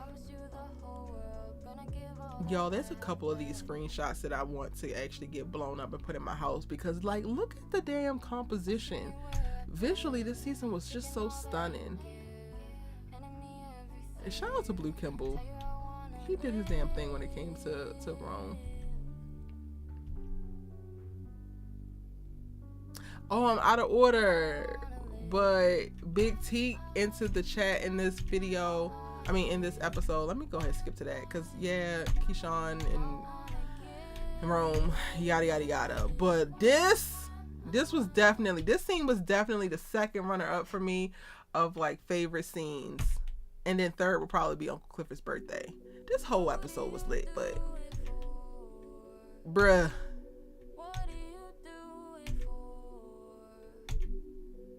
Like, okay. And the crazy thing is, I didn't even think about Lil Murda's, like, origin story in reference to what could be his coming out story or his exploration of sexuality, and all of that. When this first happened and we get the moment, like, we get him excited to see Big T, but then we get the little cutaways in the moments like this where he looks very concerned. I'm like, okay, is this about to be some gang is this about to be some real thugs and Lil Murda don't want no parts of that anymore? I had no idea that they were setting us up to walk down the journey of a love interest of my very first love. Like, I was 100% on the, okay, this is a wild boy who's probably going back to prison, and Lil Murda ain't trying to go back to prison. So while he want to ride with his homie, he also probably want to keep distance. Wody, what was you thinking? What was you thinking? You love Big T, TC? That was an interest. this. I immediately knew there was more to his story, to their story. I knew it was more to the story, but I did not think that. That was not my go-to. Again, my go-to was to some gangster rah-rah stuff. I was like, oh Lord, he about to have Lil Murda out here hanging outside this gold hearse with a Tech 9, like lighting people up, and he better do what he say because this is the big homie or something. Like, wait a minute. I was not was not there. I was not there. You could tell I watched too much gangster thug shit. You knew it was the ex immediately. I wasn't there. I need to go back and watch my reviews because I really want to know what my initial thoughts were.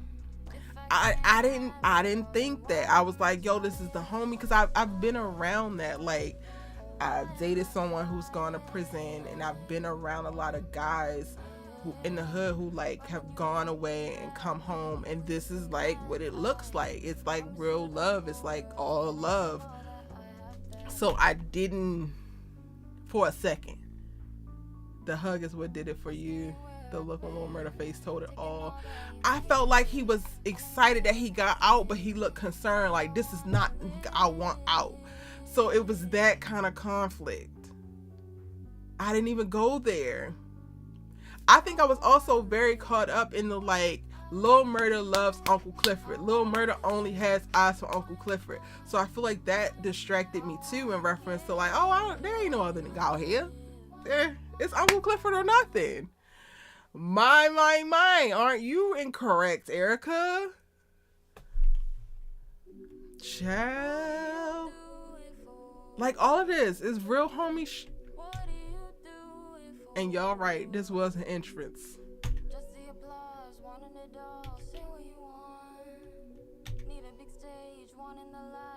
The way they looked in each other's eyes at the end of the hug, Murda's hand on his back of his head, and the look of real concern at the end.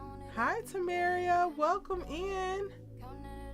Tanaria? Child, I'm so sorry, because I definitely mispronounced that. Welcome to the membership, boo. Tanarmia. Hey, boo. I hope I said that correctly. I don't think I did, but it was charging to my head, not my heart. I mean, y'all right. Hindsight is 2020. I can put little elements of that on there now, but when I tell you my mind was not that, and on top of that, he comes out looking like the prototype thug who got a little bit of homophobia to him. Like, that's also where I was at with it. I was like, oh Lord, Lil Murda is queer, and this looks like a man who don't play that gay and that's not what I'm not saying that that's okay, y'all, but I'm just being honest. Like, he came out looking like, he came out looking like one of the, that overly say pause. You know what I'm saying? Like, TC said his little light skin, light-eyed ex child, I knew it was finna be some mess. Not y'all that so ravening in the moment, boo. I mean, y'all got it. I didn't. That to me looked like a man who was concerned and didn't want to go back to prison, and felt like the man that he looking at right now is going to be the reason he go back to prison, to me. But it could also be both, which is also the beauty of what they gave us on screen. Child, my pictures is all messed up. I'm not going back to this little raggedy ass meeting where Keyshawn basically backdoors her way out of the house because Derek was not trying to let her go on tour, but she going and she confuses Rome and yada yada yada. Everybody was clicking on all damn cylinders in this series, because Blue Kimball, he played Rome down. Shout out to him. That was good storytelling and an intentional redirection executed perfectly. And Easter eggs, literally, like, y'all. I also got to get y'all on here live. So I feel like I'm going to do another live where y'all can call in, like maybe via Discord or something. And y'all can actually talk, so I don't have to read out all of y'all's comments. But whew. Oh wait, am I back at the beginning? I'm back at the beginning. There's so many photos from this freaking episode, y'all. I gotta at least finish out this episode.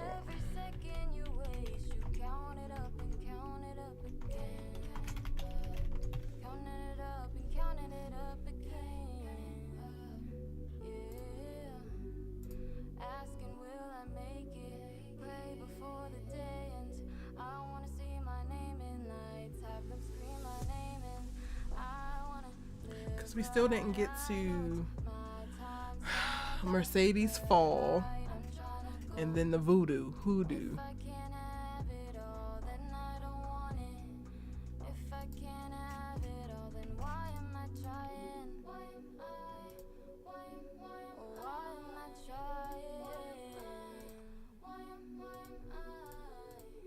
You wanna party with me? I wanna get my mom everything. You wanna ride with me? Want you all just to be proud of me.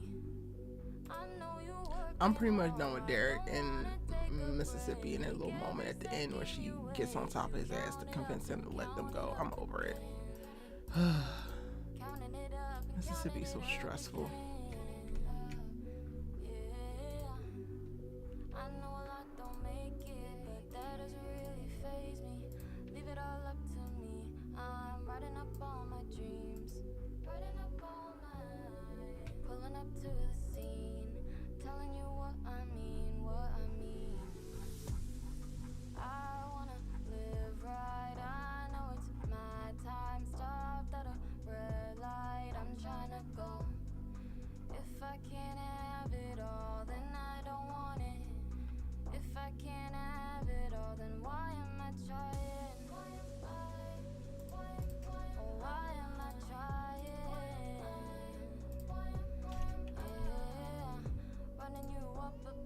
Okay.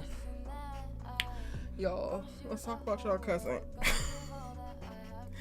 who got her ass up on this pole at the reopening. Knowing. Oh, wait, I'm going the wrong way.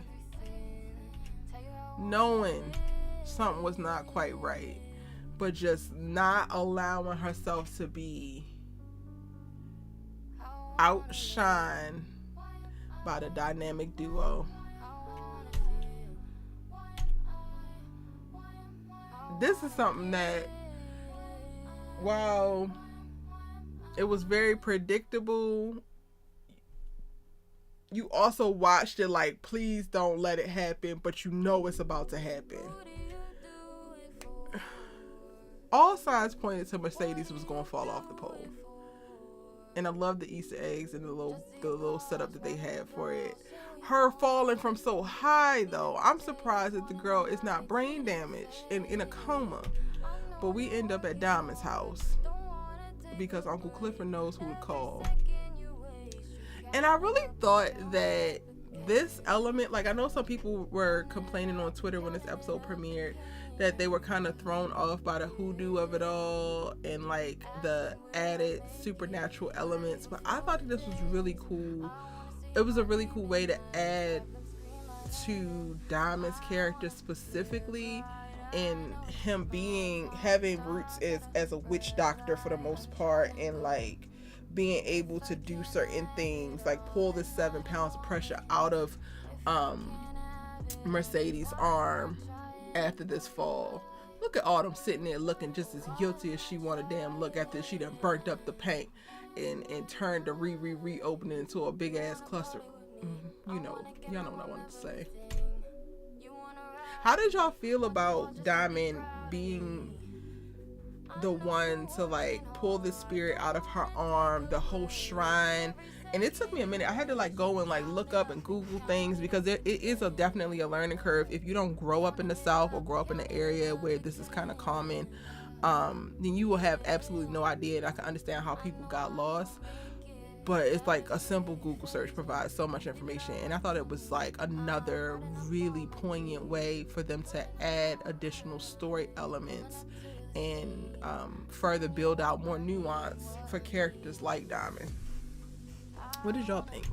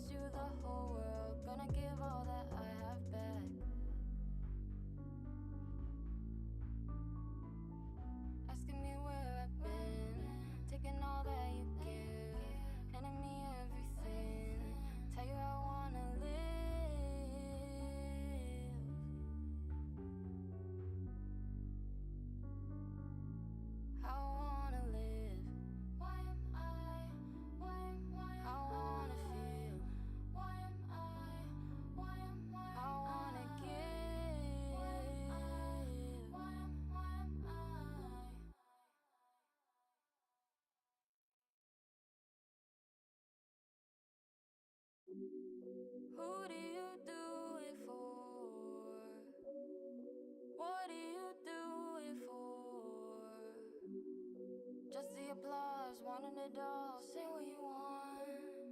Need a big stage, wanting the lights, needing the fame. I know you're working hard, don't wanna take a break. Every second you waste, you count it up and count it up again. Counting it up and counting it up again. Yeah. Asking, will I make it? Pray before the day ends. I wanna see my name in lights, have them scream my name, and I wanna live right. I know it's my time. Stopped at a red light. I'm trying to go. If I can't have it all, then I don't want it. If I can't have it all, then why am I trying? Why am I? Why am I trying? Why am I? You wanna party with me? Okay, Nia says, I feel like it added a layer to him. We got hints of that in the first season with the crystal he gave Heeshawn.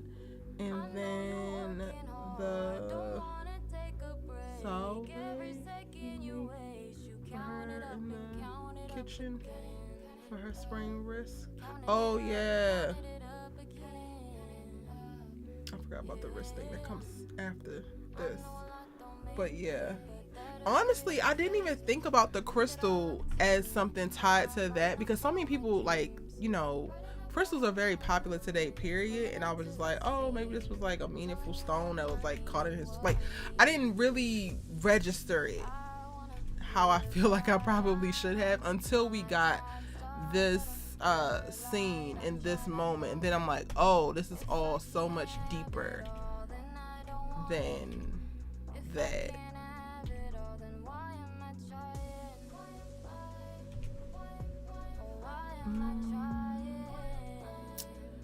And then, y'all, the last thing I'm gonna talk about, because I'm not talking about Keyshawn's ass no more, is old Dusty Rusty, can't be trusted, and Lil Light Bright, who's now living at the Pink because she's got put out of Mercedes' house because she didn't give up enough. And I love this. I thought that we were gonna get another moment to see Montavious' ghost in some way, but we didn't. This little pop-up gave me all types of paranormal activity realness that I didn't know that I needed. I'm not a horror girly, but I love a horror film with a great story. So like, I was like, oh, we getting a little bit of horror and mystery as well. Yes. Not my photos being all out of, oh no, it just started going in circles. Okay.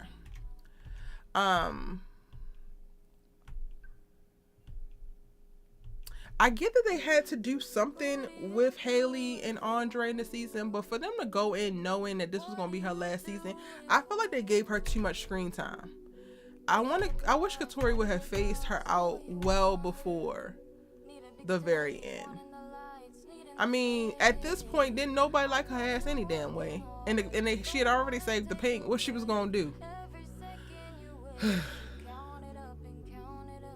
Yes, those are my thoughts, y'all, about that.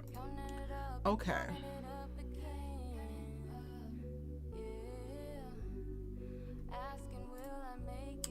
All right, y'all. I'm gonna have to put a fork in it because we are 2 hours in, and we're gonna have to come back. I think I also want to do a full season video with a ton of organized thoughts.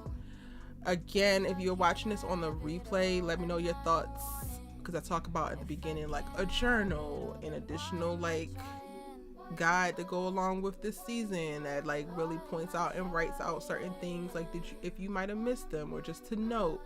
Let me know if that's something that y'all would really like. If you're watching this on replay, drop your thoughts about the first 2 episodes. I'm very sorry. I thought I was gonna be able to get through more. I be so ambitious in my ideas, but we will be here all damn night. And I also have videos to do. I have to release the Best Man episode 8 video. I have to release the game videos that I recorded. A bunch of things I gotta finalize and push out because y'all need this content from me. So thank y'all so much for joining me tonight for the P Valley live. I still owe y'all the Shy and Riches. Did we do Blood and Water? And I think I owe y'all Blood and Water too. So they gonna get done. Just keep the faith. Your good sis got you. I appreciate all your love and support and your sharing your thoughts and your feelings with me. I love that you guys are here with me in community, and I'm so grateful. And I'm gonna see you in the next video or the next live. See you then. Bye.